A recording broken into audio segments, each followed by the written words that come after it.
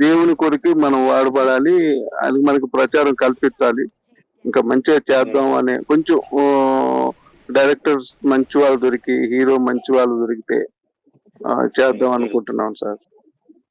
అది కూడా వస్తుంది. మీరు స్టూడియో పెడుతున్నారని కూడా అన్నారు సారు. ఆ రోజు వీలైతే ఒకవేళ ఇండియా వస్తే నేను తీసుకొస్తాను సార్. ఇప్పుడు డేవిడ్ గారు ఎప్పుడు రాబోతున్నారు ఆయన ఇండియాకి?